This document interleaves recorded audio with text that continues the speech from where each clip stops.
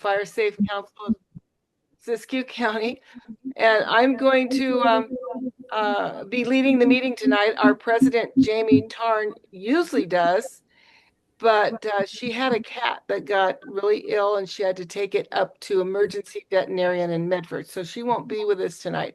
Just a reminder, if you have on your mics, unless you're talking, mute your mic because it creates a lot of background noise and it's hard to understand. So let's move into our introductions. So um, I cannot see, let's see, participants. I'm going to go down the list that I can see, and I know it's going to change. So if I miss you, let me know. Greg, introduce yourself. Greg Dinger. Helps if I turn on the speaker. Uh-huh. Greg Dinger, Mount Shasta West. Lynette Britt. Oh, me. Uh, Hold on. How do I do this? Hello? Hello. We hear you. Hello? Hello, we hear you. Oh, you hear me? Yeah. Oh, good. Can you see me too? No. Oh, well, this is Lynette Britt, and Michael invited me, Oh, good. and I live in Michael. What would you call that area? Are you referring to a geographic area? Oh, just he said West Shasta. What would I be in? Yeah, you're Davis Place, Old Stagecoach Road. Yeah. Yeah, that's Yeah. West Mount Shasta. And when you introduce yourself, go ahead and just talk about your affiliation, whether you're just not just whether you're a citizen at large or if you have some other affiliation. Okay. Michael Chudzik. Yeah, citizen at large. I'm Mhm. trying very hard to be retired. That's why you guys have rarely seen anything of me. Um, I live in Mount Shasta Forest in McLeod. I've got Yeah. 5 acres of land here off grid, the little cabin, and um, working very hard to take care of it. And I'm also turning some of my work into art or the materials from my land. So I still am an artist and a writer and a coach. All right. That's great. Colleen Oslin. Yeah, I am also a Mount Shasta Forest resident, and I'm here more in as a volunteer in response to the railway dinner train that's going in from McLeod over to Mount Oh, yeah. Shasta. Excited about Y- that. Yeah. Yeah, and so I'm just I'm trying to get as much information, trying to get things going. We know we need to do work, and we're ready to go on that. Did you hear me? Yeah, you're ready to go on the work that's out along the railroad. And we have been interacting with someone, and we got some thoughts and ideas. And I think we shared some of them. She came to the gateway. Anyway, let's go ahead and introduce ourselves. Carolyn Napper. Yeah, hi, I'm Carolyn Nepper. I'm with the Fire Safe Council. I'm on the board.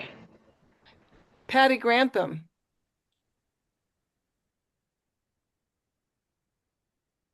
Hi, Patty Grantham here from the Shasta Valley RCD and the Siskiyou Prescribed Burn Association. We can barely hear you, Patty. Okay, Okay. Christine Holtz.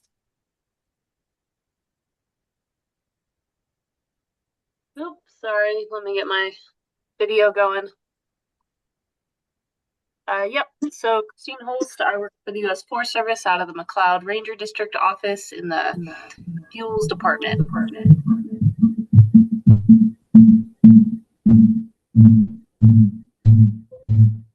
All right, there's some background noise. I was just trying to identify it. Clint Singleton.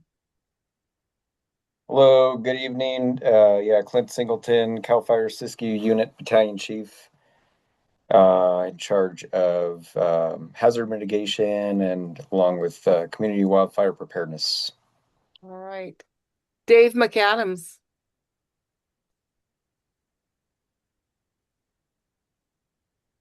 Adams. I'm the executive director for Siskiyou Media Council, working to try to get communication infrastructure back into Siskiyou County. Thank you, Dave. Amber Custer.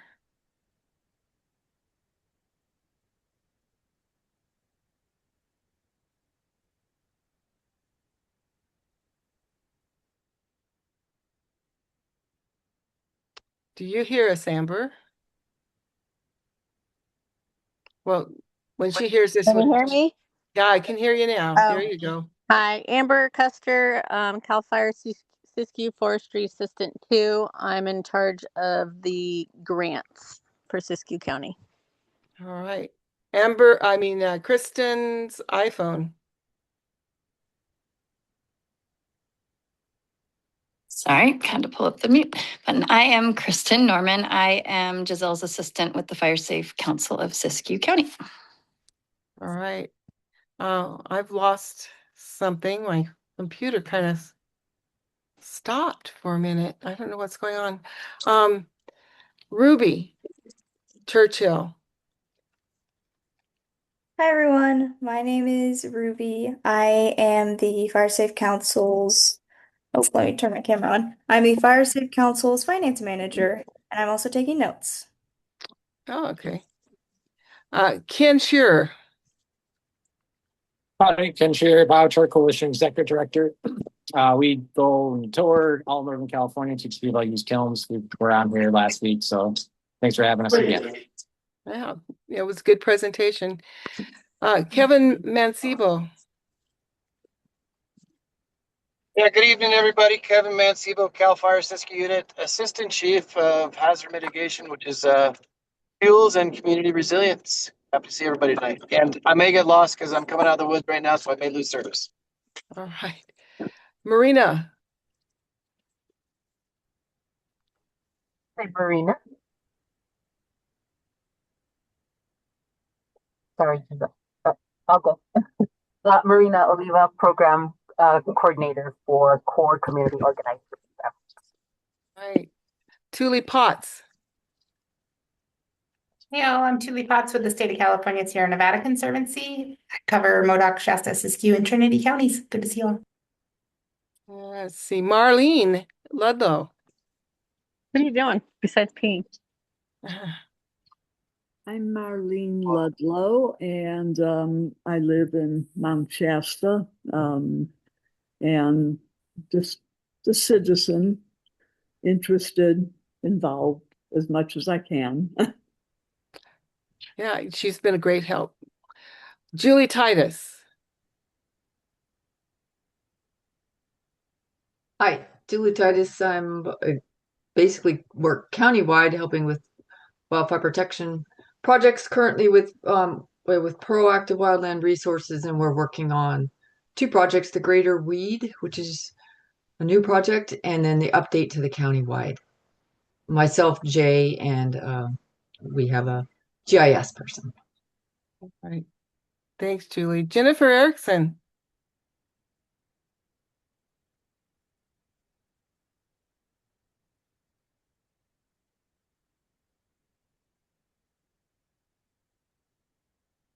Maybe she's having troubles. Can you hear me now? I can. Okay. My name's Jennifer Erickson. I am the fire prevention officer here on the Klamath National Forest. Having some connectivity issues tonight, so I'm joining from my phone, and I'm going to keep my camera off because we've got not great internet here. All right. Did I miss anybody? Speak up. I think I looked through the list. I think you got everyone. All right, that's great. All right, so let's move into the agenda after we've done all of our introductions. And Michael Chudzik, we're going to turn it over to you. Michael has got quite a story, and he's going to share it with us. All right. And I want to make sure when I came in, I tried to share. Oh, okay. I've got the permission now. So Yeah. hang on. Okay. I'm going into my PowerPoint.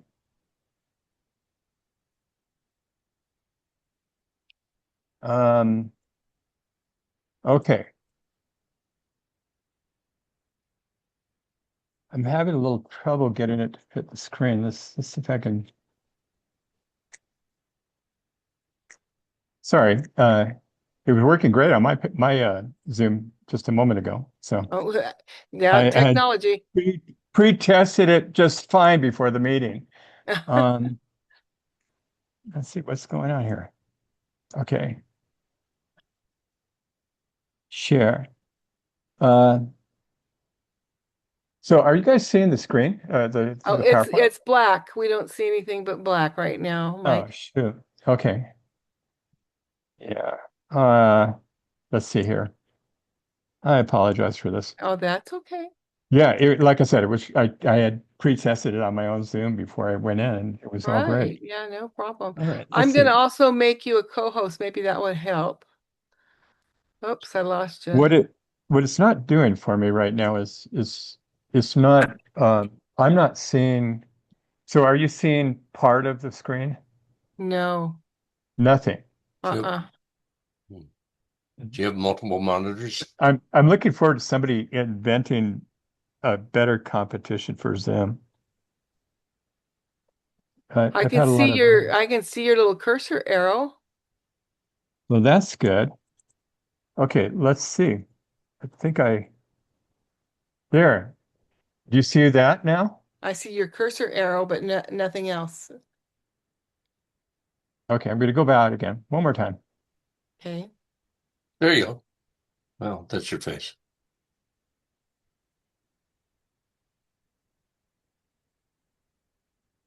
Anything? Not yet. Oh, wait. No. No. So I'm seeing the PowerPoint on the screen here. Hmm. To be honest with you, I Greg, do you haven't have any? done. Go ahead.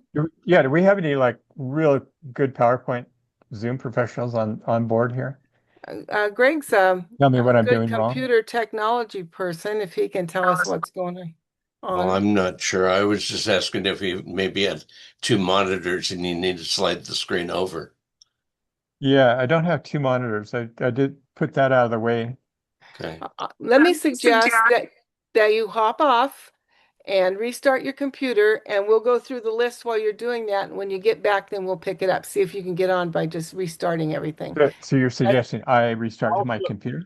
Michael, I Okay. Just for everybody to know is that when you Yeah. go and share your screen, if you're not picking the right screen to share, if you've got more than multiple screens to share, then that's probably what's happening as well. make sure you're sharing. Make sure you're sharing the full screen. Just click all entire screen. That should get you there. That's what I have on there All right. already. Ah, okay. All right. So I think I don't know how to present this without the PowerPoint, to be honest with you. So because it's got too much depth to it. Sure. I get that. Sometimes just, getting out, leaving the meeting and coming back in fixes glitches like this. Yeah, that's what I suggested. We can, Okay. we can, All right. Okay. we can- I'm going to exit out and I'll be Okay. back in. yeah, If you all guys right. want to do We'll something, just start going through the list here. yeah, find while another you're item gone. and I'll be right back. Okay. All Just- right, sounds great. Giselle, Yeah, I have a quick report. what's that? I attended a meeting with CJ Rodriguez from the Ecology Center a few weeks ago, Mm-hmm. and they are working on a project to get the entire city limits firewise. Oh, wow. Yeah. That's great. Yeah, So we'll need to help promote that to the community. yeah, we will. Are you talking about the Mount Shasta city limits, you're saying? Yes, yes. Well, Gisela and I actually started that way before, Right, but yeah. right. We've And met with the CJ's city working with manager us. and Yeah. yeah. Okay. Yeah. So I have So, a question on that, Greg. A quick question on that. Yeah. I thought, and I'm curious, like Kevin Mancebo could pipe in here, or one of you, Kristen, or whoever that's going to all the training. It's sort of been back and forth. Are they encouraging entire cities, or I thought they were more encouraging slightly partitioned, more like communities of cities, or is it both? It depends. It's case by case. It just, and it made sense in Dunsmuir because we have a resilience planner on the city staff there that can, take a large, a lot of that work as part of their position. Giselle's met with the city manager of Mount Shasta, and they were open to that possibility as well. Although we already have some. I guess we don't have any firewise in the city limits. We've got a few all around the periphery. So Interesting. It often can make sense to do a larger one. If the main factor with the larger ones, like Dunsmuir, is that you still have to meet the requirements for the annual renewal for that number of homes. So there's 1,400 homes in Dunsmuir, so you have to do 1,400 hours worth of work or tonnage of green waste. So since Dunsmuir has 2 large green waste days each year, that's not a challenge to meet that requirement. But if you're not doing green waste days, then it would be. So so there's those kinds of factors to consider. Yeah, interesting. Okay, thanks. Just curious. Right. Let's get an update from CORE. Oh, and there's someone new jumped on that I don't think has been on our meetings before. Tabor Hertz. And someone new came in that I thought might be more on introduce themselves. There's Michael back. Introduce yourself. Probably pronouncing that wrong. Tabor Hertz. There's a picture of some cows and pastures. Yeah, sorry. I actually have been in here before. I'm part of a biochar coalition. I just got in here a little bit late. Yeah. I recognize the picture. Yeah, the executive director is Ken Shear, and he uses our biochar coalition account. And so that I don't log in with the same name, I just sign in with my Tabor herds because I'm a shepherd as well. Yeah. Which is also relevant to you guys for fire fuels reduction is livestock grazing is a methodology as well as biochar production is a methodology. But we're sort of a biochar first, graze second, often the case. But I'm here to participate. Well, thank you for being here. Marina, do you have an update from CORE? Yes, I do.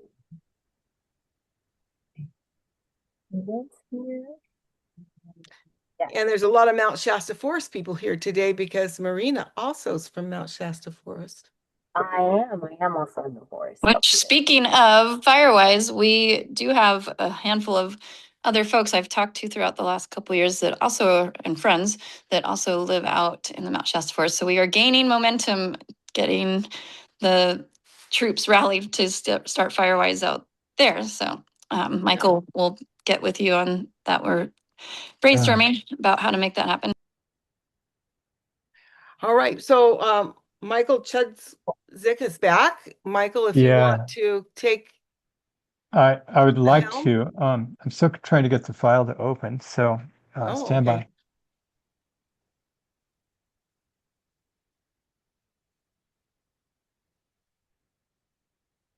Not to hold you guys up, if you've got another agenda, this may take. Okay. Well, while you're working on it, then we will go. Go ahead, Marina, and give your update. Thank you.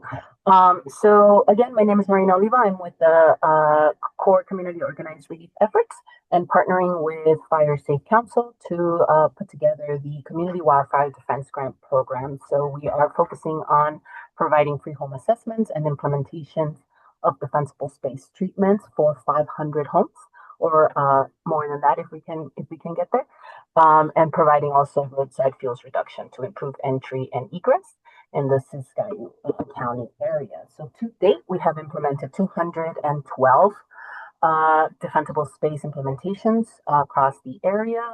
The most recent, we just finished 50 homes in Tenet alone, 16 homes in Callahan, and we are in the process of doing, we just finished 4 more in Scott Bar, but pushing through. We have identified a few more, about 84 items that we still have working through all of that. And our next regions are Happy Camp, Sawyer's Bar, Horse Creek, Sums Bar, Plymouth River, Fort Jones, Quartz Valley, and Greenview. I can post our flyer if anybody's interested in sharing that information out. But that is our quick update on this end. Anybody have questions for Marina? Marina, you were on my end, you were a little hard to hear. Does anybody have any questions for Marina concerning our Defensible Space Program through the Community Wildfire Defense Grant? Marina, this is Amber Custer with CAL FIRE. I'm interested in one of those flyers. If you could email me one, please. Perfect. Yes, if you want to post your email address in the chat, I'll send it over. Okay. And I'll put the flyer. Yeah, and I'd go ahead and put the flyer in the chat like you mentioned too, Marina. Absolutely. Yeah.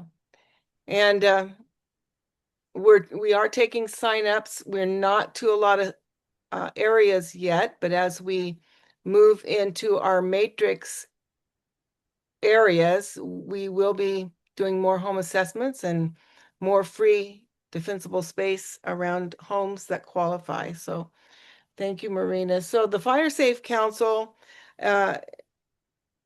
is the head of the Community Wildfire Defense Grants. We're the lead on that, and CORE is our partner, and it's been working really well. The Fire Safe Council also has other grants that are active. We just closed 3, and we'll be writing more through the prevention opportunity. And we did a forest health grant over Hammond's Ranch. We're looking forward to seeing if it's just a concept. We haven't had a chance to get into the grant phase of that. So we have a lot of things going on. And if you are interested in more details and what programs we have, don't hesitate to give us a call or email us. And if Kristen, you would put in a good email for folks to get a hold of us so that we can respond. All right, let's go into the Klamath National Forest. Jen Erickson. Okay, I switched devices. Can you hear me okay? We can. Okay, awesome. Okay. Let's see, our fire activity across the forest is starting to pick up a little bit. We had 2 human-caused fires last week along Highway 96. One of them got to 25 acres and the other one I think got to 14. Yeah,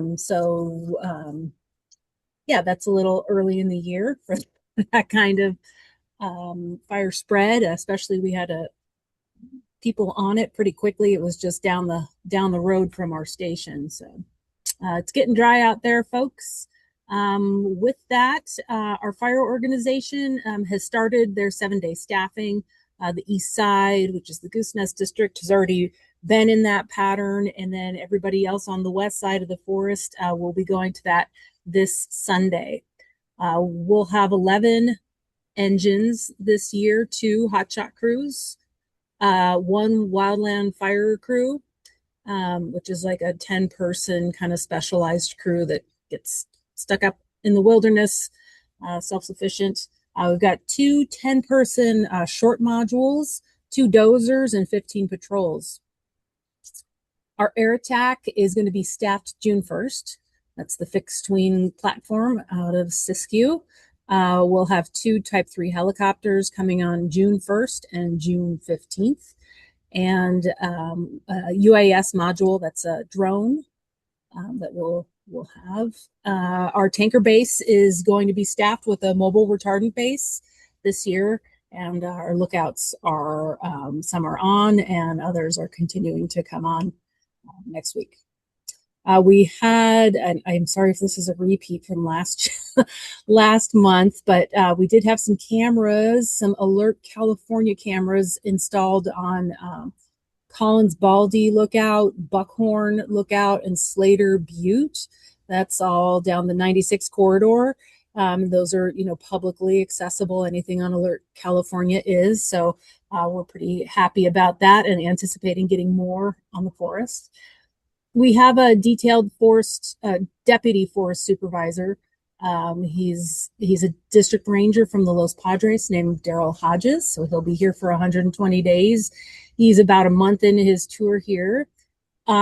We got our May snow survey results in. They were just crushing. 0.8% of the average is what they had, or what it showed, and many sites just had no snow.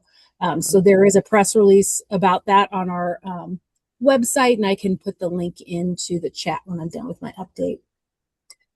For NEPA projects, we have the Syad Thin project, which is a fuels reduction and forest health around the community of Syad.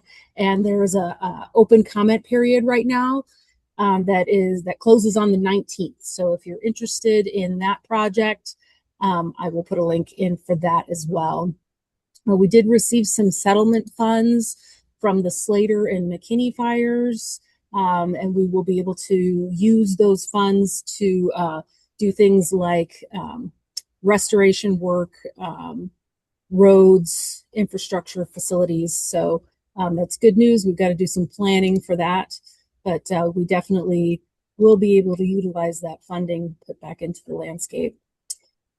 The 2 forest prescribed burn environmental assessment the decision has gotten bumped out to June. And just as a recap, that project covers prescribed fire across the landscape for both the Klamath and Shasta Trinity National Forests and any other fuels reduction that supports the implementation of prescribed fire. So that should speed up any of our planning for that type of work moving into the future.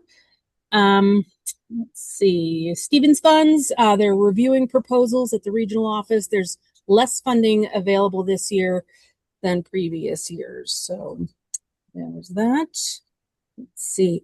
Oh, we worked with the Siskiyou Media Council to run fire preparedness graphics all week last week. And I just want to say thank you so much to Dave McAdams.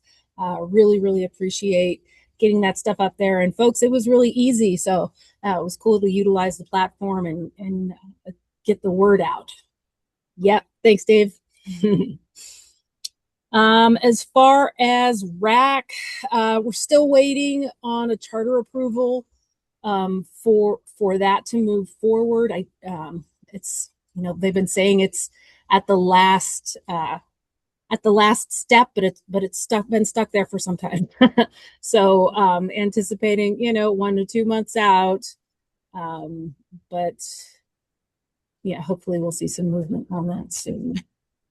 And that's all I have for now, unless there's any questions. Thank you, Jennifer. Any questions for Jennifer for the Klamath National Forest? Well, let's move on to the Shasta Trinity. Christine, you have an update for us? Yep. Couple quick things from us. So we will be doing a very small prescribed burn this Friday in the McBride area. It'll be about 8 acres. It is a priority WUI project for us, but we actually have a national training for a position called agency administrators. And the Shasta Trinity is hosting them, and so we will be conducting a small training burn for them that will also move us towards our prescribed fire objectives on Friday. So we've got work with partners. We have several CAL FIRE engines supporting us, as well as our local folks. So anticipate seeing a little bit of smoke from that, but the plan is to begin the ignitions early, wrap it up, and then likely have it mopped up after that cooling trend for the weekend begins to heat up. And then beyond that, we are bringing on the fire suppression side, all of our temporary employees starting on Monday. So we'll be at peak staffing. They'll have a couple weeks where they're all on the same schedule to do their training, and then we'll be 7-day effective the following pay period. We were able, on the recreation side, they allowed us to hire 14 rec techs this year, so that's very excited. They've all been onboarded, and so that'll be very helpful with the busy summer season that we have here on the district. And then beyond that, we have a few mastication contracts going on there will be one along the Esperanza Road to the railroad tracks, and then bordering Highway 89 in the Fowlers area. And then we've got some landing piles way out towards Pondosa that we're working on mopping up. We light those during the winter, and then they tend to hold heat. So this is the time of year where we go with the bulldozer and a lot of water and then mitigate those before things really dry out. And I think that's the end of the report for me, unless there's any questions out there. Thank you, Christine. Repeating, any questions for Christine? All right, let's move on to CAL FIRE. Kevin, do you have an update for us? Are you still on? Giselle, it's Clint Singleton. I'm going to speak for Kevin because his service will be a little iffy. All right. Thanks, Clint. So just to start off, I'll give a little update with our staffing this year. We're in our full peak summertime staffing, 13 fire engines spread across 7 stations. We got 3 crews available per day, hand crews, 2 dozers, and starting on June 1st, we will have a Type 1 helicopter at the Siskiyou County Airport available for IA dispatch. Let's see, some of the projects that we have got multiple lists, bear with me.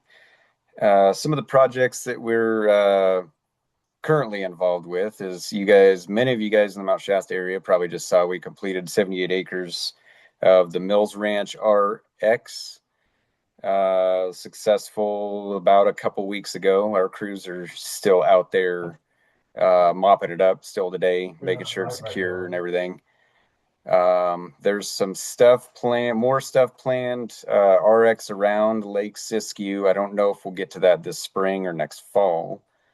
We have our ongoing Osgood and Wairika Ridge project up in the North County here around Wairika, which large project. A lot of the initial treatment is done as far as piling, burning, mechanical, mastication, and we're looking to do sometime in June about 1,000 acres of RX fire on that project, weather dependent.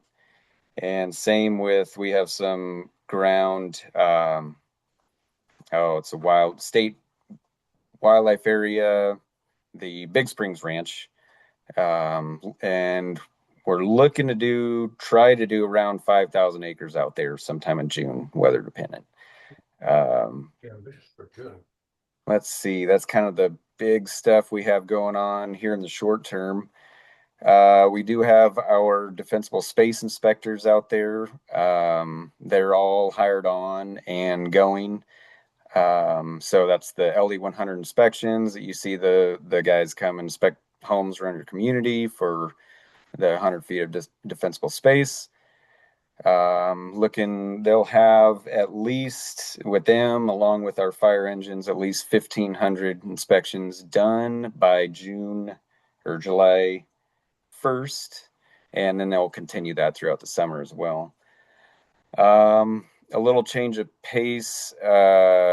We have been, me and Kevin and some of our other team, working with the Greater Weed in their Vibrant Planet platform rollout, and then so that's coming to CAL FIRE as well. We will be getting that, and it's going to be going into, we're going to roll it out at our local unit level. I just heard today, I think it was August 14th this year. So those Vibrant Planet? Vibrant Planet, yeah. Oh, wow. So I've just become familiar with it a little bit, working with Julie and Jay in the weed area. They had their assessment done or are still working through it, but yeah, it's going to be excited to learn more and excited for our organization to use it to help everybody in the county. I think not just us. This You might guys be a are good ahead of time schedule for then, kind of, right? Julie. Yeah. Oh, sorry about Go that. ahead. I was going to say this might be a good time for Julie to comment. So, just so y'all know, the CWPP is being performed and implemented by a company that the Fire Safe Council hired. The Fire Safe Council of Siskiyou County got a grant from CAL FIRE to update our countywide CWPP and write one for the Greater Weed. And so Julie is the lead on that. And so, Julie, if you want to jump in, this might be the time. Well, I'll wait to see if Clint's done. Are you Okay. done, Oh, Clint? yeah, I was done. I just one more thing before the last thing is off of Virus Planet, but we so far this year or this fiscal year 25-26, Siskiyou unit has done about 9,500 acres of treatment, various types of treatment. And it's all thanks to our cooperation and collaboration with all you guys and all our cooperators. So just wanted to throw that one out there. That is awesome. But Way yeah, to go. go ahead, Julie. Yeah. Okay. Yeah, that was a surprise, Clint. That you guys are. I hadn't heard that this unit's going to adopt it. It was 2027 is the last I had heard. So that's exciting. Yeah. That's fast. Yeah, I just found There's a that out lot of today learning curve. where we have some time deadlines for data collection and some manipulation, and yeah, ready or not, it's that was our date. So Yeah, interesting. So yeah, it'd be interesting to work through this, and I'm glad that that you're working with the team. So the group knows.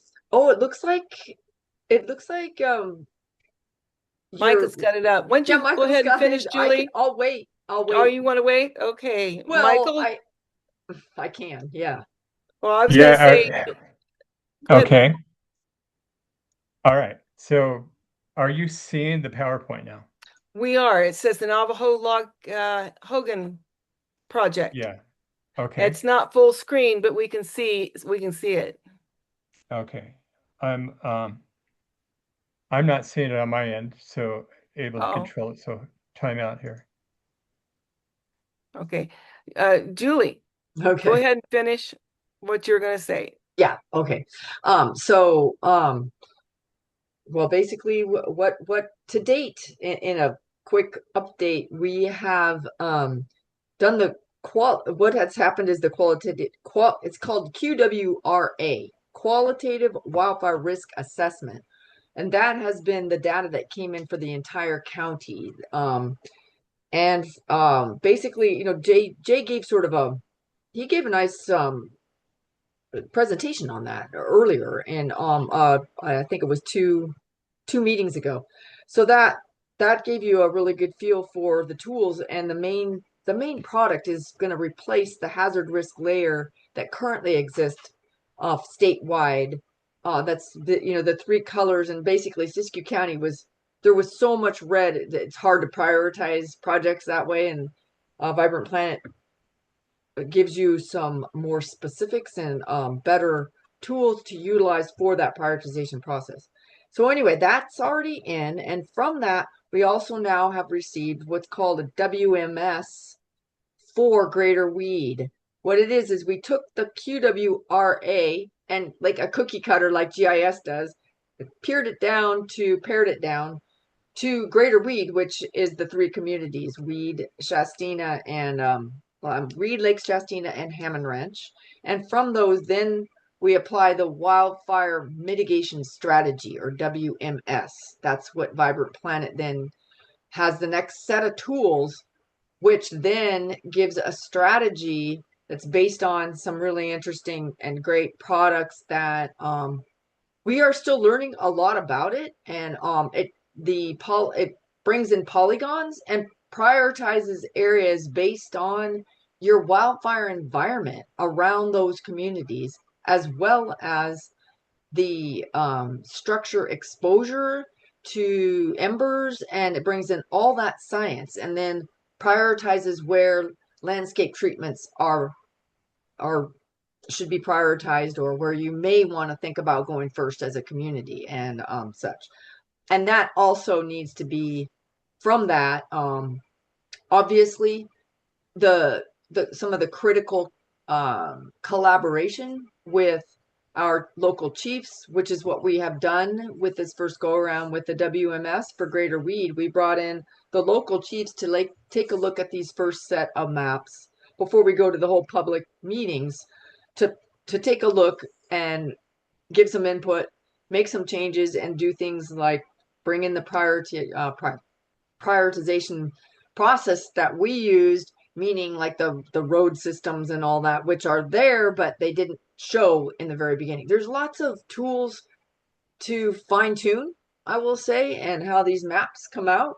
And we're working on that right now with the weed process. So that's where we are. Jay wasn't able to make this meeting tonight. He's out of town, but he will be doing we will be doing more presentations, and he's the main contact with the rep from Vibrant Planet. And it's great having Clint on board. Kevin has done a little bit of come to a couple of them too, but having Clint be the go-to now, especially now that he's going to have to be looking and learning this across the whole Siskiyou unit. And I'm guessing, and I'm not sure, Clint, but I'm thinking that they're going to use the QWRA data.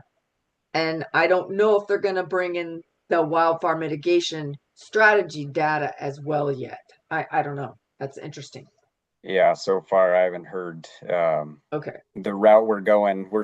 I'm still in the data collection, and they've been very specific in what they want, and we have a deadline to get what they want out to them. So yeah, still okay, early. Interesting. Yeah. Okay, that'll be. I mean, we definitely we'll be working with you, obviously, because when we're doing the county-wide one, they should be coming together in that. Yeah. And yeah. All right. Yeah. Yep. And then Giselle, also with Amber here, I just wanted to make sure if she had anything to add to the group on her side, Amber Custer. Amber.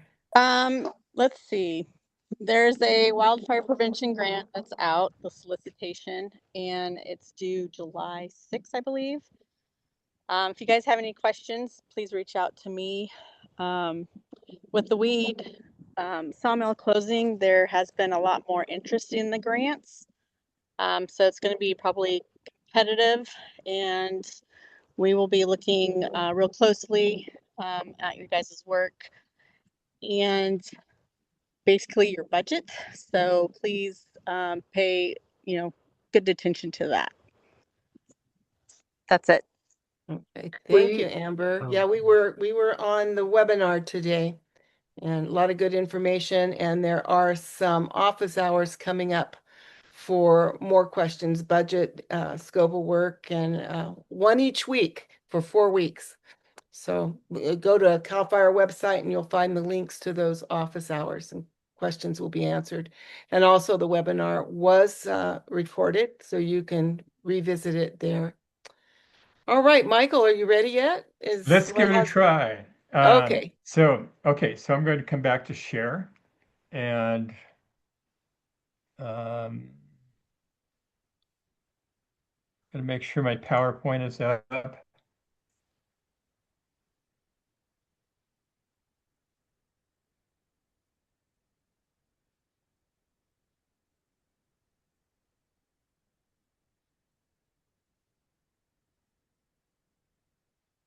Stand by. Had it a moment ago. Yeah, it was up.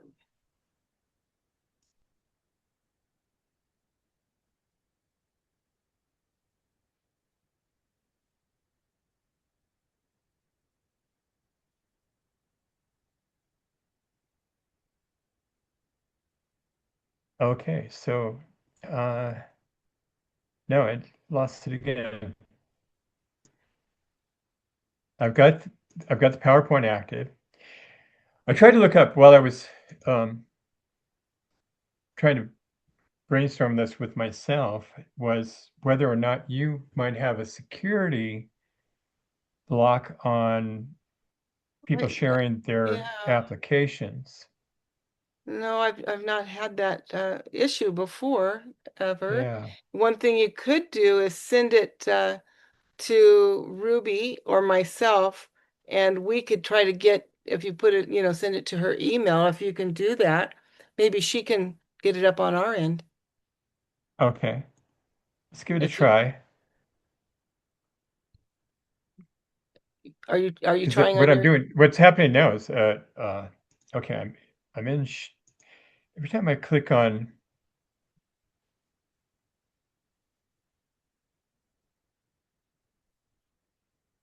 okay, let's go to share. Um,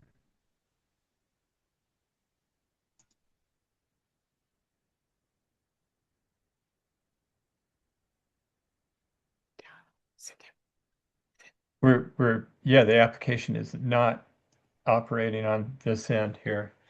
So I could send you the file yeah, and or do you have Greg's? Greg, could you get it up for him if he sent it to you?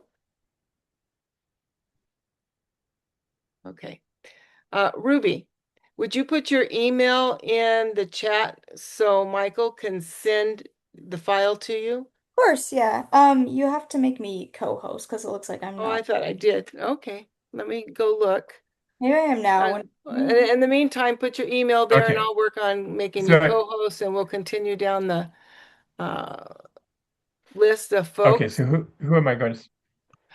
Ruby Right. So Churchill, she's going to send her email is in the chat. Can you see it? It's Ruby M Church at let me write it down. gmail.com.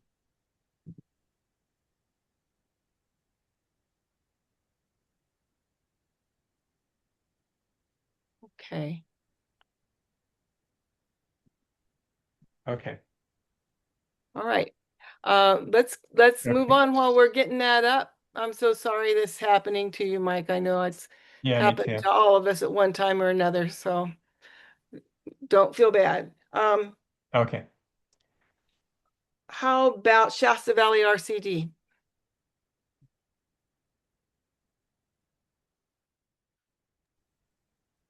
I'm coming on. Okay, I don't think Dan is on.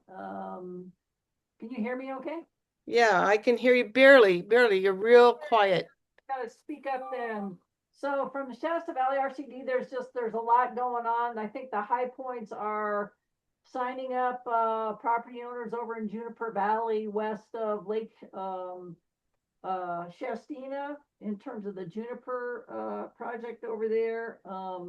The weed project that we are running for the fire department in the city of Weed is up and moving. There are contractors out doing fuels mitigation work with that. And I know that the defensible space in Mount Shasta, West Mount Shasta continues also.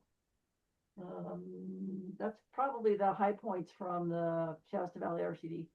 So why don't you roll into the Siskiyou prescribed burn update? Thank you so much. I'll go ahead and do that. So we are hoping to do a couple of burns in June. We're sort of we're kind of living at the edge, planning those June burns because there's a lot of things that need to come together in order to be successful. One's down in Hammond Ranch, one's here in Wairika, and we're working hard on that. We are also planning for a pretty robust fall program, probably most likely going to be centered on the Guys Gulch area, south of Wairika, and also West Quartz Valley along the fuel break in the Scott Valley. So that's what's going on with the PBA. All right. Any questions for Patty concerning the PBA or the RCD? Okay, let's go into Siskiyou Media Council. Dave?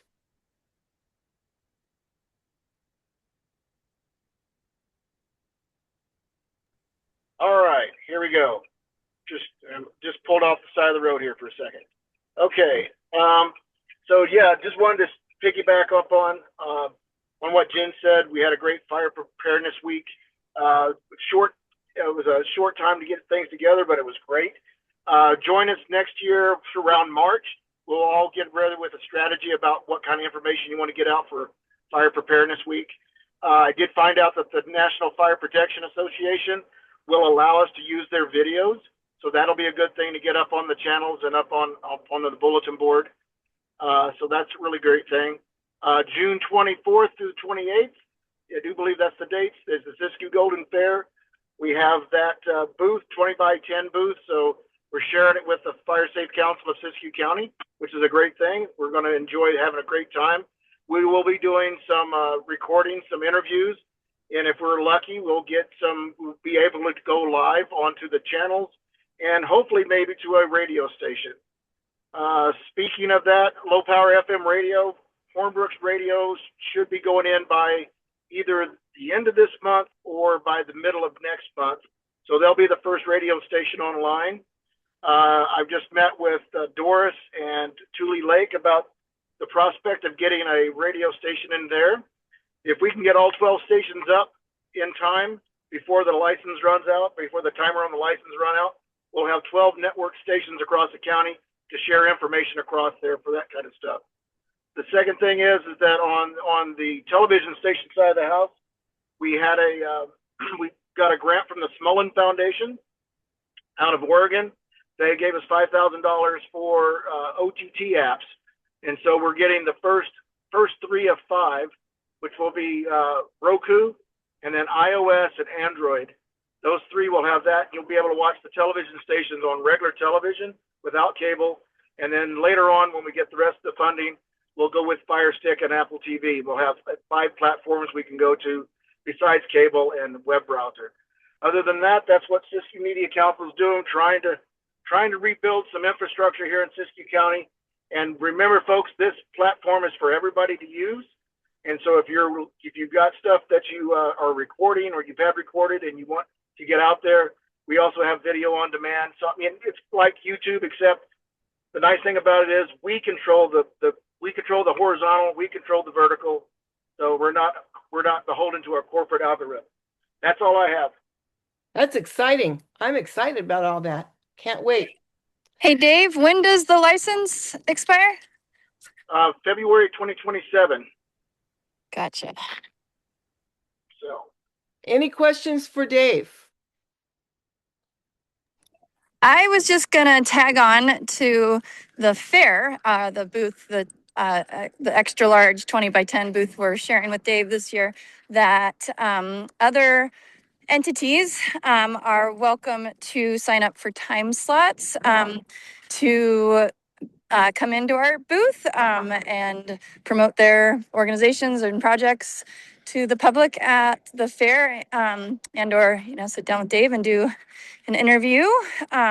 So I will dig into my email and find that link that Dave created and pop it into the chat. yeah, they're mostly filled. But Are they? Oh, I haven't checked recently. Okay, so they. Yeah, but the nice thing about it is because the booth is twice the size, we will be able, if you're able to schedule a time, to hopefully not 5 people show up, but the biggest thing. And, I don't have to do the interviews either. Kristen's a great interviewer too, so we'll get her on the headset. Oh, I don't know about that, but.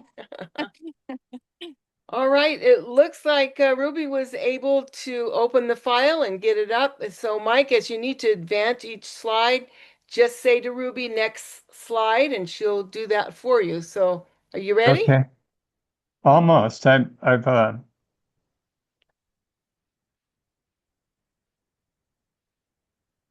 want to make sure am I in your screen now? Yeah, it is in our screen. I think, is that you sharing or is that Ruby sharing? I actually can't tell. Can you see it on our screen? Yeah, my computer has been really uncooperative. Okay. With this app. So well, if you can look at it being shared on I think I'm the controller here. I can't tell. Really? I'm sharing. What I can't do is I can't flip the pages with it right now. Yeah, so you it's just definitely have to say, Ruby Churchill's screen that's being shared. So it must be her. Yes. Ruby, are you there? Yes, I'm sharing.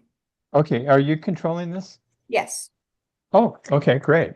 Okay, So, all right. Well, let's give this a try. I guess I'm going to have to signal you to go to the next slide then, and we'll get Right. started. Right. Okay. Is everybody still there? Yeah. I haven't lost you tonight. No, we So, still have 21 people. We're all all right. waiting. You can't wait. Great. Sounds very good. Okay, good. And all right. So, first of all, I want to say thank you and good evening again. I really appreciate that you guys invited me to be here tonight as your speaker. I haven't talked on this subject now probably in 12 years publicly. So, and I've actually spent time tailoring it to what I specifically see as how this applies to Siskiyou County. So, and before I even begin, I want to say plainly, I'm not here as an expert in front of experts. The people in this room, we've got CAL FIRE, U.S. Forest Service, local nonprofits, and neighborhood associations. And you guys know fire science and fire behavior and fire policy way better than I do. And you live in it professionally. And what I bring is a different angle. I've spent about 25 years working in the small diameter wood and fire mitigation problem from the product development side, first with Lindahl Cedar Homes in Seattle, then with the Navajo Nation for 5 years, where I was on the ground with them. And then when I moved back to the Northwest, I worked with them as a consultant for another 7 years. So I worked in a 12-year arc with them. And so that's what I'm going to be sharing with you tonight is what I learned from that project. And also from what I also bring to the table tonight is for the past several years, I've been living with that same problem from the other side as a private timber landowner on the southeast slope of Mount Shasta here in Mount Shasta Forest. So Kristen asked me to share how the Hogan project came together, the grant, the regional partners, the outreach, the products, and the community benefits of that. And so what I've taken as a landowner and watching the same conversation continue here in California is what I want to talk about tonight. So here we go. Let's go to the next visual.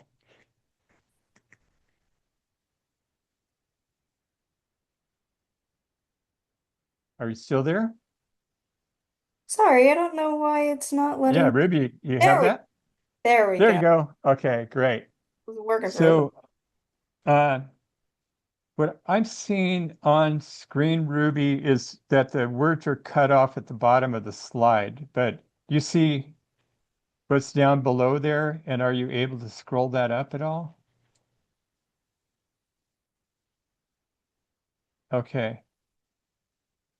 Yes, Zoom is such a funny program. It always leaves us with something imperfect. And someday I wish they would do that. But all right, so I'm just going to talk my way through this, and you guys are going to look at great visuals, and I'll be telling you what you're not seeing on the screen as well. So, so let me start with the problem of what we were trying to solve in northern Arizona. This was having to do with the Coconino National Forest, and it was actually one of the first places in the country where forest fires started to exceed the 100,000 acre mark. I think before anything else in the Northwest actually had those signs of fires. And people were really scratching their heads and looking at this catastrophic event, uh, wondering what was going on. And I was up in Seattle as a log home builder and custom home builder up there.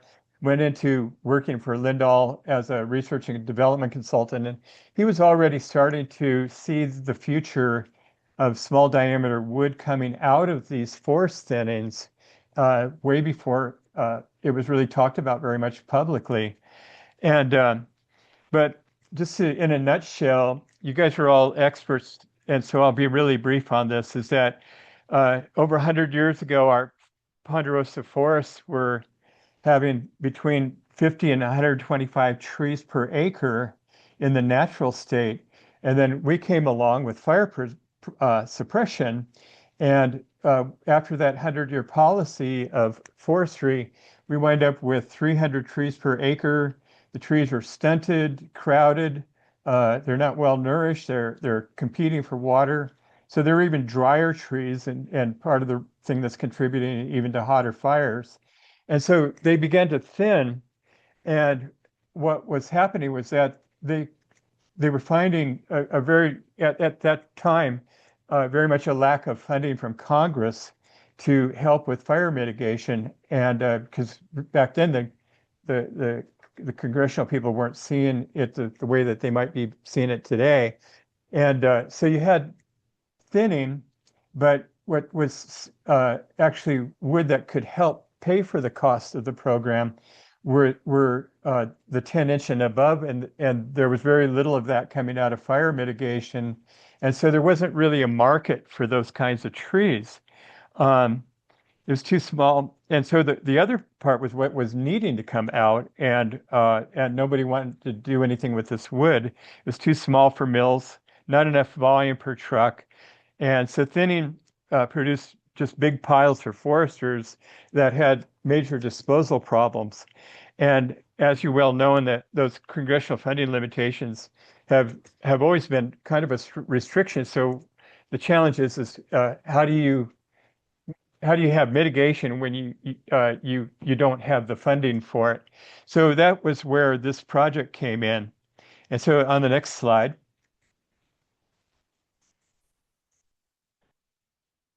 Yeah, Cameron. So back in 2000, the Navajo Nation came to Lindall Cedar Homes, where I was working there as a consultant, and asked if they could help them develop a small diameter wood plant on the Navajo Nation. And I worked with them to try to put that deal together for a while, and Lindall eventually backed out. And then a year later, the Navajo called me and said, we have a $2.5 billion grant from the Forest Service saying it's yours if you can figure out if you can actually make product 6 inches with logs 6 inches diameter or less. And so I set them up with a millwright who I knew from Champion Homes. He went down there, started the mill to get going, and then I came down and started to design the hogans, started the home funding process, the delivery and construction program, and to research what else could come out of the same wood if that could create Navajo jobs as well. And so out of Cameron, Arizona, on this high desert south of Page, we had to come up with the answer to the question, could the wood no one wanted become affordable housing for Navajo families? So let's go to the next slide.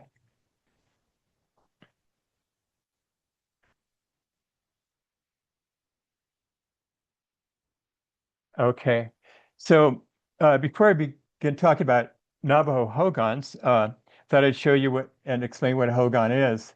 It's the traditional Navajo home, and they refer to it as their sacred space as much as they do their home.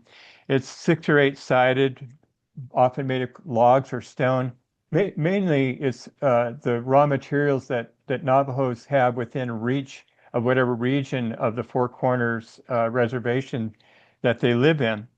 And so, what else is important about the hogan is that the door faces east toward the rising sun. The roof traditionally rises in a cribbed log spiral up to a central smoke hole. And this is where ceremonies happen and families get together. And with that design, what my challenge was to do was to build from small diameter wood what was being asked for in that traditional design. So let's go to the next slide. So what really made the program wasn't just the grant. Grants come and go, but what really made it happen was the coalition of the grant that the grant assembled and how that coalition worked. And so what we started to do is we started to hold design charrettes with the elders and the Medicine Men's Association, and they told us how a hogan had to face, how had to be opened, it had to breathe.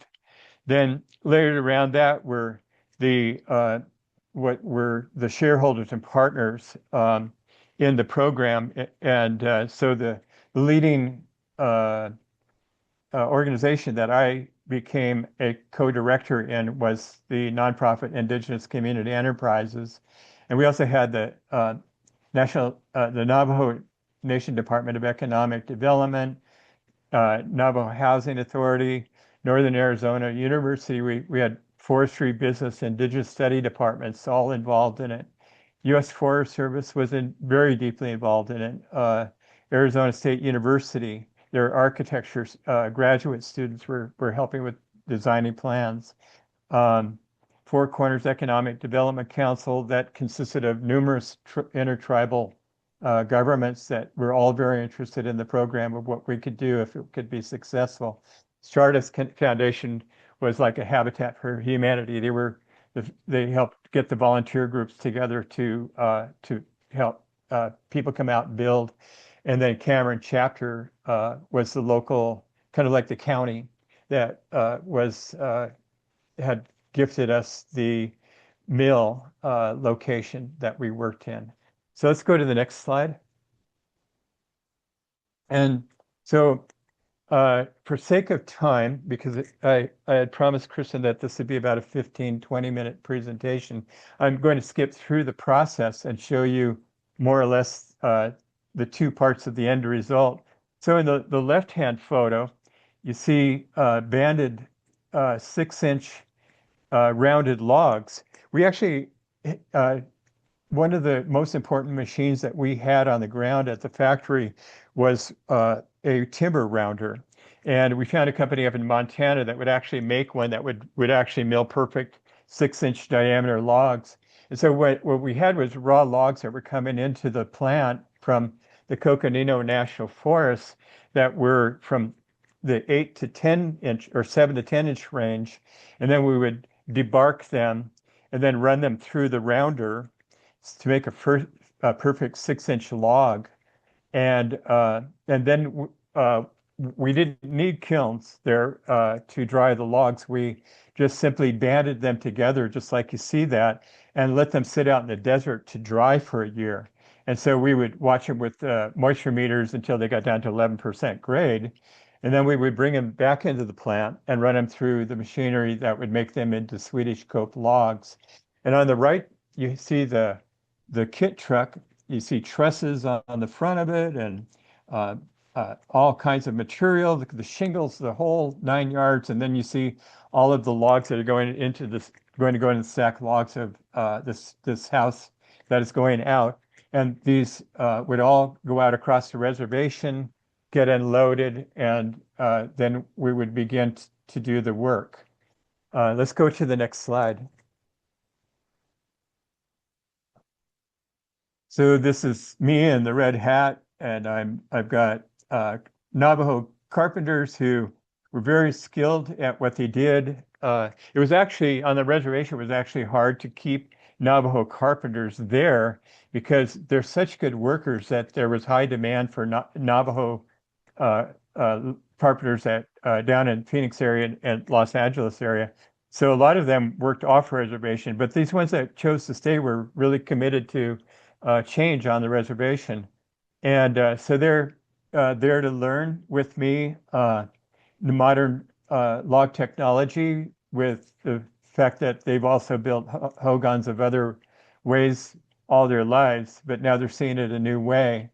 And in the right-hand picture is where we actually had, I started 2 high school summer internship programs with boys and girls to prepare them during the school year with project that we would be working on during the summer. And they would get the paperwork and applications going for their elders and grandparents, many of them who couldn't read English. The high school kids were actually becoming their bankers and administrators to help them get the Navajo loans that were available and then go out and actually help to build. So now you've got teenagers that are learning life skills. And this happens to be a 16-year-old who's up on top of that wall, and he's stacking logs and learning both carpentry skill, but he's also learning a greater skill, which is how to take this program all the way into the future for his generation while helping low income and elder seniors. So let's go to the next slide. So this is 3 stages that are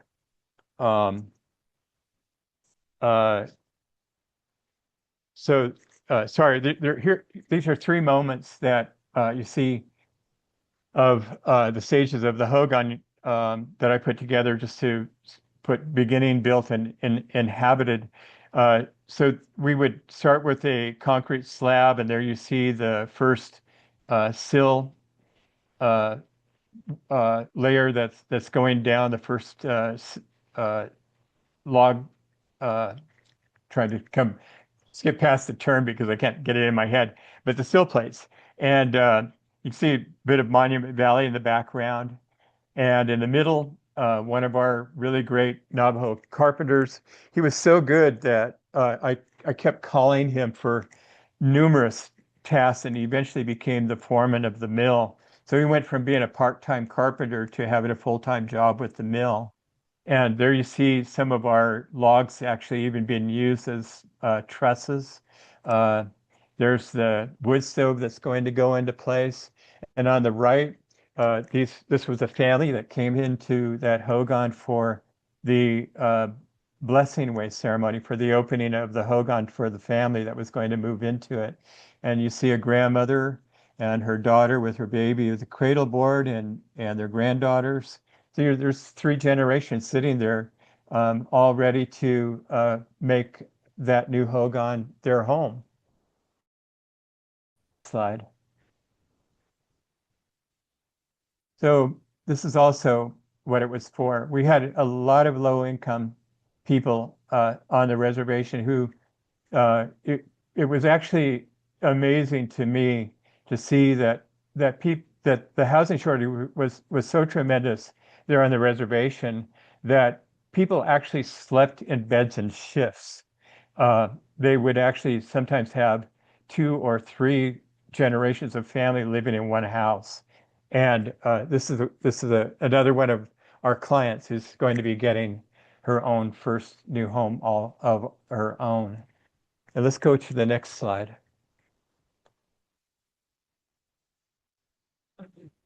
So that was what it was about, design following tradition. The cribbed log corbelled roof shape of old Hogans had been built at one time without nails and with mud roofs, was now rising into this new technology that was coming with this one inspiration that happened from a person asking a question among the Navajo. How do we use these fire mitigation logs to make housing?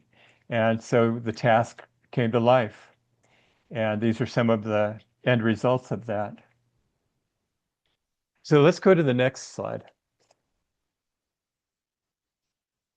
So what else came from that was that we started to see other byproducts of fire mitigation with just the work that we were doing. Our debarkers were leaving materials, our going through the rounders, and the shapers was leaving material.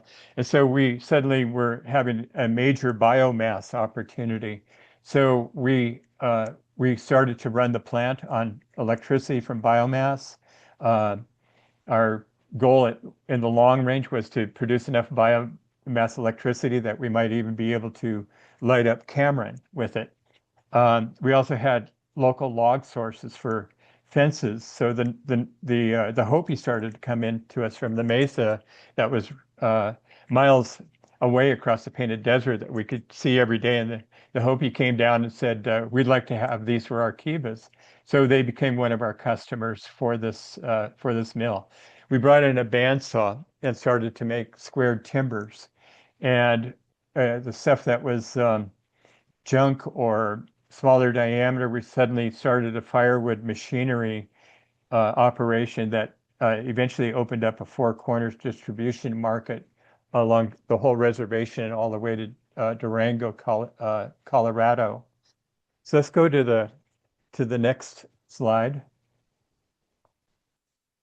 So that brings us to today and what I'm enthusiastic to try to talk about my takeaways from that 25 years of work and thinking of that began in the year 2000 and leading up to today.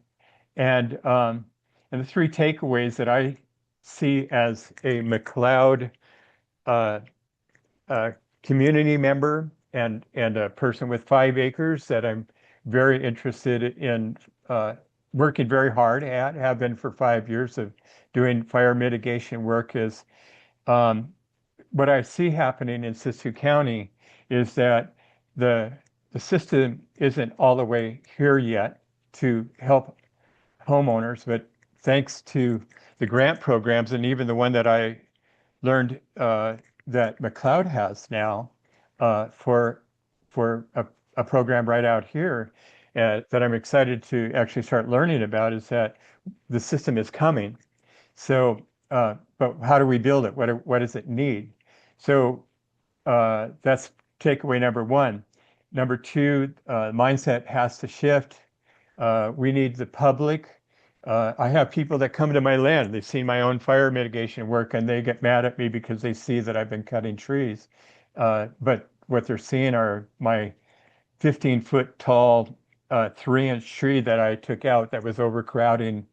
And they don't understand. A lot of people are in my neighborhood say they don't want to cut trees because that's not what they're here for. They're here to enjoy the trees. So there's a mindset that's still of landowners, homeowners that's resistant. And three, there's what I see coming from the idea of the mill and the reservation work and the intertribal programs that we were able to kick off was that it's very possible that what might be an economic model that I want to talk about in this point number 3. So let's go to the next slide.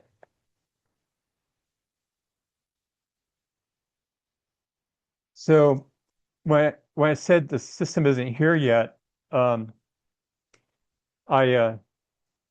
excuse me, I wanted to open a page here because I wanted to make sure I covered all my notes here. So when I said the system isn't here, I'll give you an example of myself as a homeowner.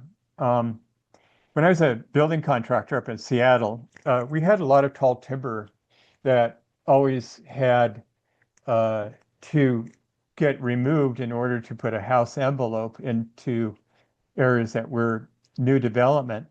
And so as a builder, what I could do with a lot full of timber was I could call a self-loader and a tree faller in one day, open the building envelope, and the tree with the self-loader log truck would load the logs off up onto the truck, drive them off to the mill. The mill would pay for the trees, and then they would return the money to me that would cover the removal costs. So the work paid for itself. Then I come to Siskiyou County and I can't find a single self-loader log truck in the whole county. I've tried numerous times calling around. And I have beetle killed trees on my own land right now that they're wonderful marketable trees worth real money. I've got some with 40-inch bases that the beetles killed.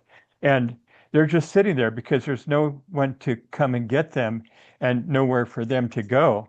So a homeowner who wants to do the right thing faces the full cost out of pocket with no offset, and the tree stays on the ground. And that's not a will problem, that's an infrastructure problem. The work can't scale until something is really ready to receive what comes off the land. And so let's go to the next slide.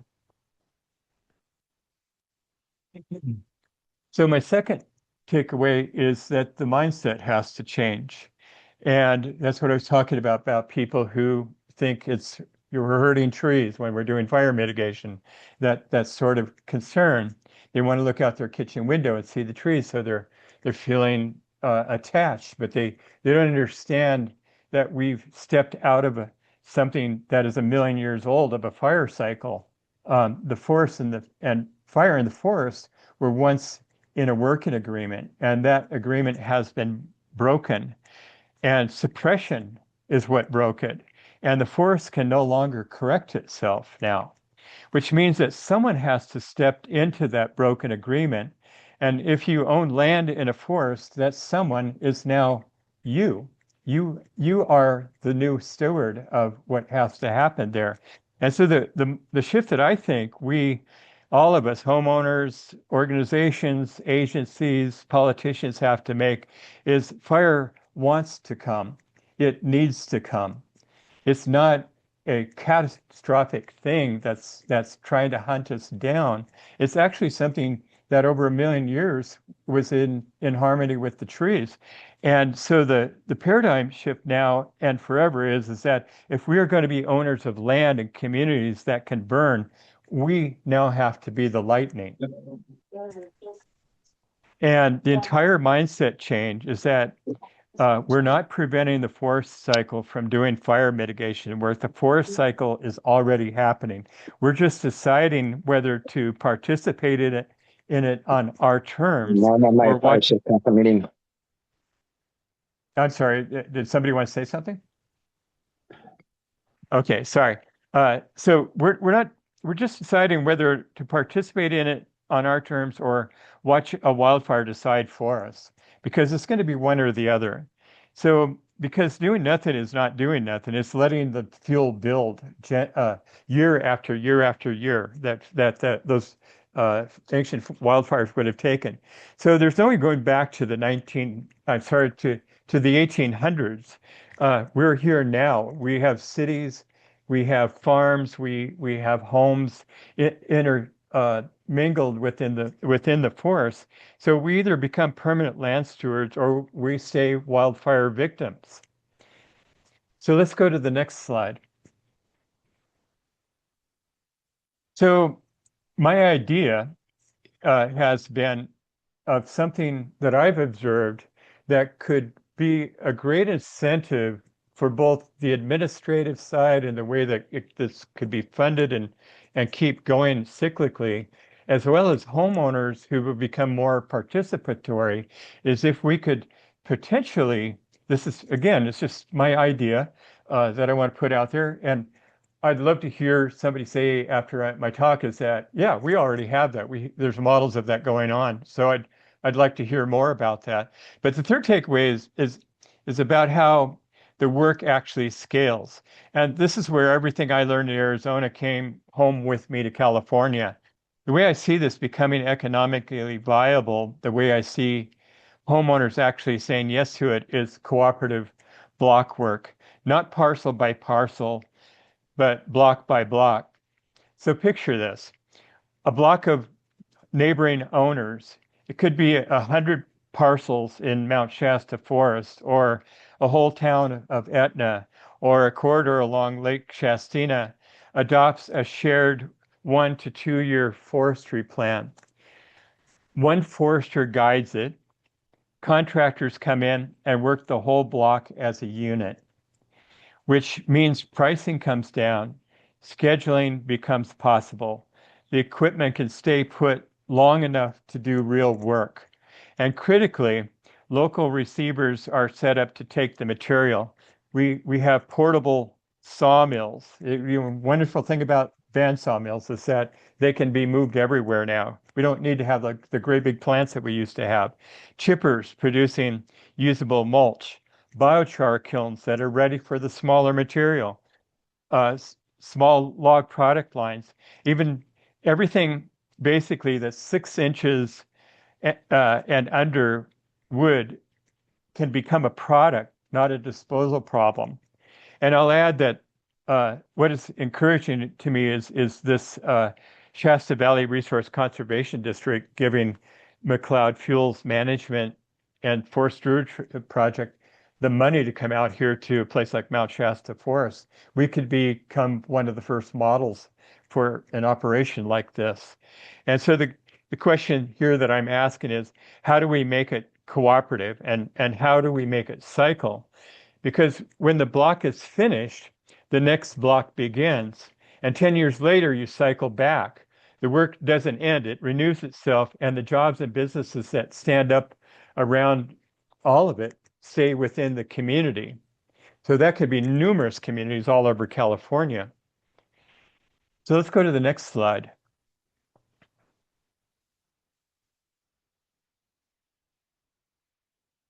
So this isn't abstract. Here's exactly what the operating pieces look like that we need to have to do this. We need timber rounding machines. We need mulching conveyors. We need biochar kilns.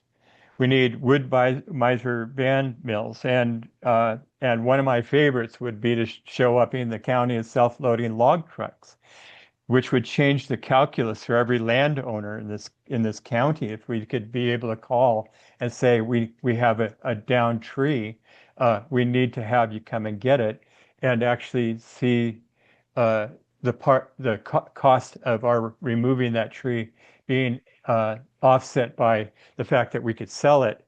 So let's go to the next slide.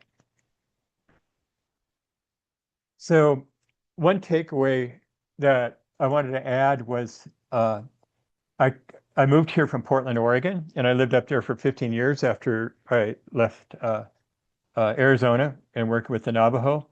And up in Portland and all across Oregon, there's a movement that's going on called Farm to Table, which has become a really beautiful synchronicity with local farmers selling direct to restaurants and supermarkets, and the middleman disappearing. So the farmer is actually getting to earn more by selling direct, and buyers feel good about where the money goes because the money is investing itself back into the community. So what I see happening with the fire council is producing local wood products, local mulch, local biochar, local landscape material, and the homeowners, the builders, the ranchers, the contractors in that same community are the ones buying it. So we've closed the loop now. We've turned fire mitigation from a cost center into a community supply chain. And the work pays for itself. The jobs stay, the forest gets healthier, and the people who live there know exactly where the money went. So we wind up with forest to community, just like we have farm to table. And it's not a so that there so it's obviously not a new idea. And it's also how the old, if you think back, the old pioneer communities used to operate. All of the houses built in McLeod, let's say, or any other town used to have a small mill and local loggers that would bring in the trees that produce the wood. So I believe we're ready for that to come back around again. And I think that that's actually where we're at. So let's go to the last slide. So I came tonight with two phrases that I've been carrying around since I moved to Siskiyou County 8 years ago, which were softer phrases that were going to be something that people could start to relate to more than words like fire mitigation when they don't understand the natural life cycle of forests waiting for fire. And we're calling it, I call it forest stewardship, is that we're becoming the lightning. And communities that do a program like this, calling itself fire safe communities and that nature. And so that's it. We were able to take this and actually put it on the ground and make it go and make a program last that the Navajos have still been able to maintain and keep going. And therefore, that shows that we have something that has a cyclical relationship between fire mitigation and community perpetually. So that's it. And thank you for letting me share that. And I'm ready to open any questions that and conversations that we want to have now. I'll go first. This is Ken Shear, Biochar Coalition. I am so excited that you brought that up about biochar, and I totally agree with you. Everything you said, and it was a beautiful presentation. You did a fantastic job. Thank you. Well, thank you, Michael. I really, Ruby, you can go ahead and stop sharing. I thought that was very interesting. I would like to see, and we did have some people here trying to get small diameter mills reinstated in Siskiyou, and they were looking at the McLeod Mill site, the old one. I don't know if you've been involved in that, but we need to keep the conversation going, and also there's a group trying to do small, tiny houses in Mount Shasta. And that's another thought about how to use the logs. So anyway, any more questions before we move on? Yeah, I was gonna say it. I don't know. It's so inspiring and so incredible to think of something like that happening in Siskiyou County. Obviously, a ways off, but yeah, I did actually call Laurel Harkness, who was leading the charge to bring back the defunct mills in Siskiyou County for small diameter processing. She left that position that she was doing that project, and she's it's a brand new entity that she's with now. It's the Klamath River Indigenous Coalition. It's just been formed. It's a brand new entity, and so she couldn't be here tonight, but she's definitely going to watch the recording. And I think I told you about her, last year and the year before. All these years that we've been having these dialogues between us, Michael. And so, yeah, maybe we just need to get everyone sitting down around the table, and then the Siskiyou Economic Development Council. I don't know, what level, what capacity they might play into all this. But yeah, it seems like something maybe could happen in terms of like partnering on grants and at the tribal entities in our county and all that. I don't know. It's pretty inspiring. And that's really an incredible thing you've done. So yes, it thanks is. for coming to tell us about it. So are there any more questions for Michael? I have a question. Go for it, Greg. It's probably unrelated, but you just happened to mention the bark beetles out on the mountain. And I live over on Highland Drive on the west side of Mount Shasta. And when I'm driving into town, looking at the west slope of Mount Shasta, half the trees are dead. Okay, and that's where my focus is. Coming up from Dunsmuir the other day, I was looking at the east side. I'm sorry, the west side of our valley, up towards um. I'm sorry, I'm so tired. Okay. There's no bark beetles. All the trees are healthy. What's the difference? Any foresters who want to answer that? Yeah.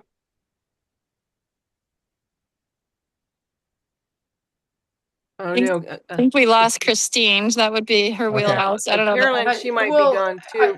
I think Greg. I mean, I'll just say this. It doesn't say it was forestry and fire. I mean, are you? I think you are talking about the west facing slopes, southwest facing above the high school, above, right, and then versus like the eddies, right. So it's drier. You get the west, the hot sun heats those slopes more. You had it's overcrowded. I'll just say that the overcrowding of the trees that's a drier slope than, for instance, Rainbow Ridge, that face toward the northeast. Yeah. So yes, you are absolutely right. And that's all I'll say for now. And I was struggling trying to remember the name Rainbow Ridge. Yeah. So the fire environment, it's different. You also are in a thermal belt, and the thermal belt is your mid slope, and the fires will burn hotter in those slopes too. So it's very interesting. Well, we've been having conversations with the Forest Service about it, and there might be help on the way. They're focusing over there, thinking about writing some forest health grants to take care of that and mitigate that issue. But more to come. That's a conversation for another day. Yeah, if I can add something too, to the beetle kill. And you can see it when you're going up on the Lincoln Memorial Highway and driving right up to the top of the timberline at the mountain. It's just like from the bottom of the mountain all the way up to the top are these major places. But what I see is the same thing that we see as we drive down past through Lake Shasta going down to Redding is it looked horrible after the big fire. But now the greenery and everything that's coming up where the burns were at is that the fire is actually it's actually forest renewal that's taking place there. It just happened to be done in a very unnatural causing way. And I think the beetle kill, you look at the stands, it if you can almost see patterns in nature where the trees are in stress, something is going to come and take them out. And that's what if nature's, I think nature is saying if I can't bring fire to these trees, I'm going to bring something else because the stress has to go away. And so the beetles sense the stress of the trees, they get in and they want to get into that cadmium layer where they can lay their eggs. And so what's happening is there's very much the beetles themselves are actually searching for moisture is what I think they're doing. So as moisture conditions go down, the the the overall life cycle of forest starts to actually become mitigated one way or another by nature. Yeah. Well, thank you. Anybody else before we move on? I want to say, Michael, that was excellent. A lot of food for thought, a lot of things to mull around and talk among each other about. And we appreciate you for bringing Yeah, that to our attention. great. Yeah, I'd be very happy to attend any meetings where you guys want to actually start talking about the idea of a block program. It's it's one thing to have a picture of it in my mind. It's another thing to be able to put it on the ground. But I do think that it really has the potential of bringing a community into action. Yeah.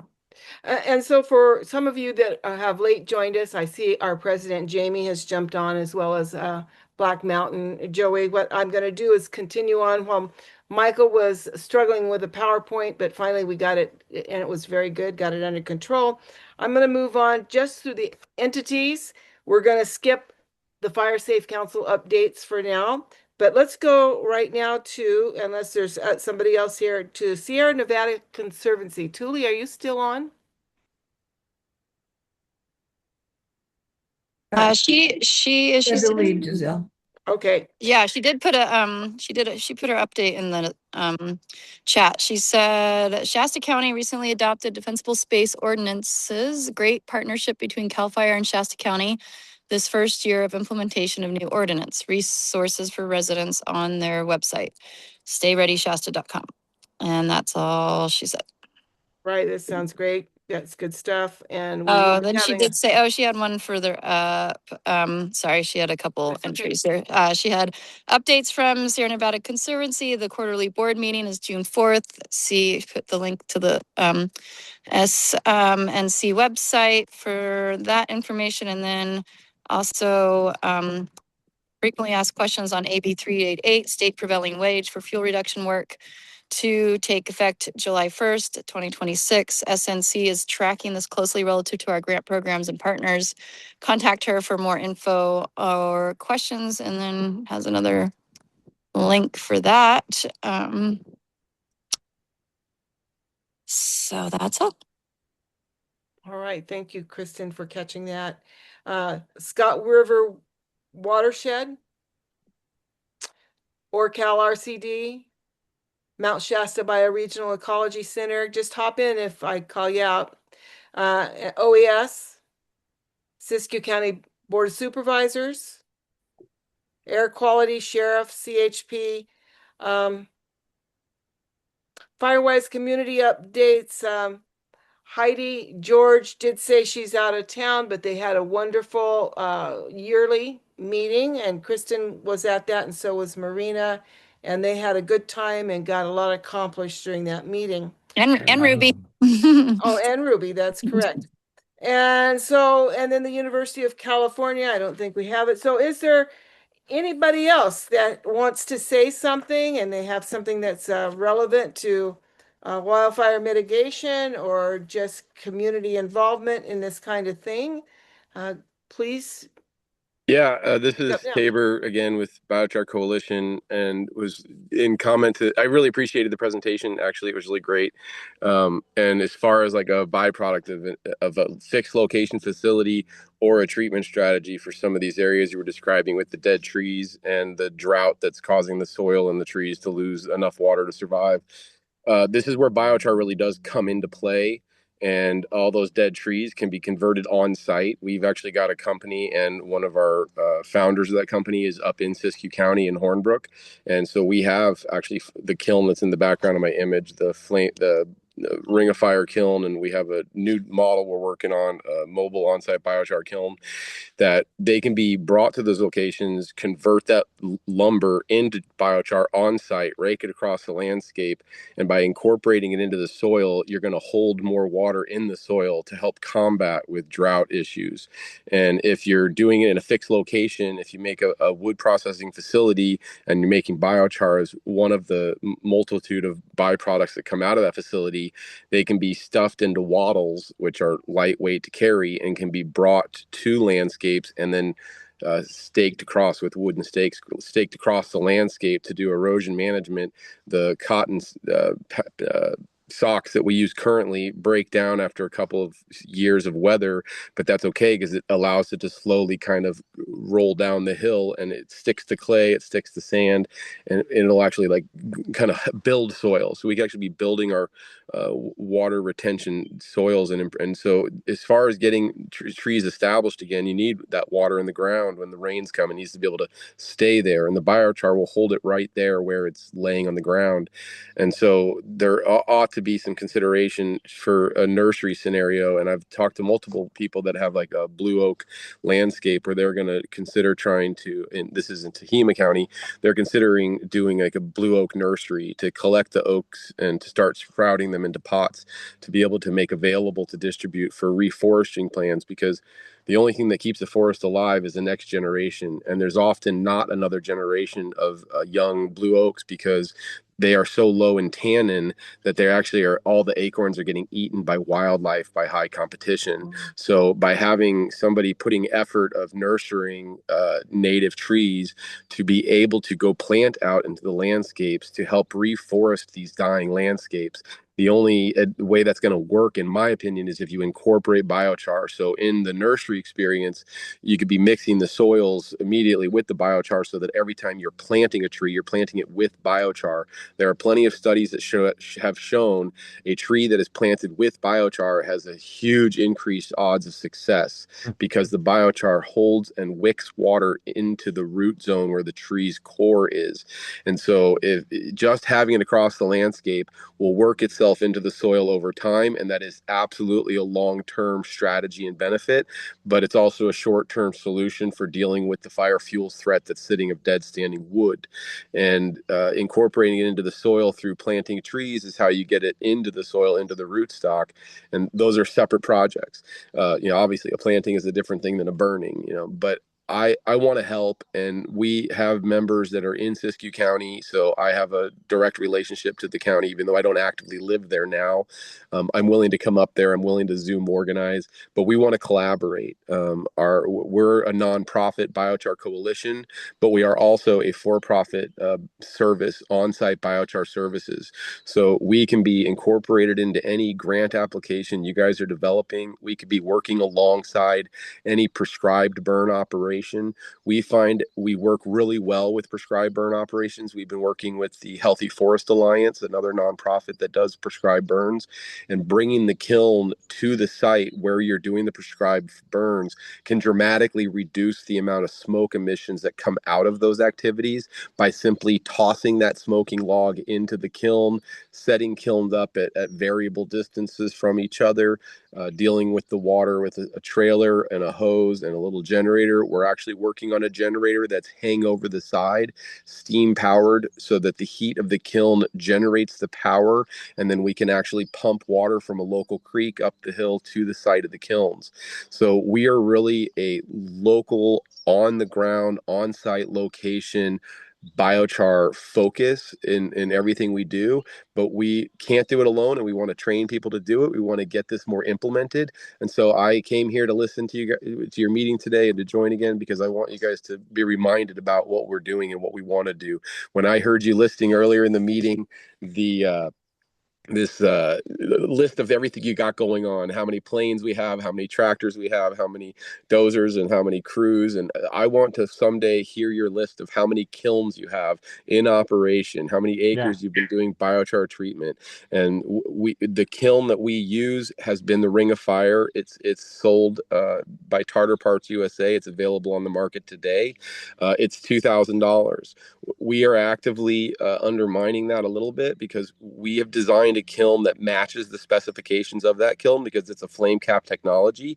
We're dropping the name brand FlameWise, or that's a Ring of Fire. That's a name branded kiln. That's what you're paying for, but the quality of it is going down, but the price is going up, because they're bolting it together to save the cost of hiring a welder, because shipping flat steel is cheaper than shipping steel that's been welded. So what we have started is a business model that we're creating a mobile on-site biochar kiln that can be replicated in local communities. So there's just the cost of the steel and the welder. And if the welder is willing to volunteer, then it's really just the cost of the steel. And the intention is that we don't want to make money making kilns or selling kilns. I'm not trying to compete with their market. I'm trying to get more kilns available and in the hands of people willing to use them. And if we have more kilns than people are using, then we can consolidate them to larger projects to bring a crew of people to accomplish more acres at a time. A lot of people, when I saw in the early part of the slideshow, there's those pictures of huge log decks, these monstrous piles of poles and poles that people don't know what to do with. One of the models that people are choosing to deal with biochar is they're using a Tiger Cat or carbonizer or carbonator, these big air curtain burners. And what those are doing is increasing the ash, lowering the quality of the charcoal, and their production rate, we can match it with more people, which means more local people getting paid to do work instead of paying just a few people and a whole bunch of diesel fuel to make biochar. We want to get more people in your community trained to operate the kilns and get more projects able to utilize those kilns, because this can also be tallied into California's goals for carbon sequestration. So there's a lot of bells and whistles that we can check off the boxes to work in any grant application, because if they want power generation, we have a hang over the side generator built into the kiln, so we can apply for those grants. And again, we are a diverse crew, but we're spread across the state, and we want to see activity up in Siskiyou County as well. And so that's why I'm here, to keep the reminder about that, and let's find a project we can work together. Well, thanks for the reminder. And would you just drop your information in the chat, so anybody that's interested in biochar can pick it up there and either call you or go to your website or text, email, whatever way you like to communicate. So anybody else? Jamie, would you like to add anything? So you kind of in late, but you are the important person in this whole. No, I'm good. Thank you don't have anything to share. Okay. No, thanks. All righty. Well, I guess that's it. Thank you, guys. It's been a wonderful evening. Lots of good information. Loved listening to it. And we'll see you next month. I believe it's the second Wednesday. And Ruby, can you tell me what the second Wednesday in June is? Because I don't have my calendar in front of me. She might have went off too. So anyway, the second Wednesday in June. Looks like the 10th. The Yeah, 10th? I'm just pulling it up too. Yep, the 10th. Okay. Well, thank you again, everybody. And you can always get a hold of us at all of our contact info that's on our website. And that's firesafesiskiyou.com. Go visit it, and a lot of activities there. We also have a Facebook and Fire Safe Council of Siskiyou County Facebook, and there's a workshop coming up by somebody else. Greg, you want to mention that again? You brought it up to me. It looks like there's some good activities. Yeah, let me jump over to the page real quick and grab that. There's a webinar coming up. Bum, bum, bum, bum. May 21st, 9 to 10, which seems kind of short. I think it's going to be on Zoom.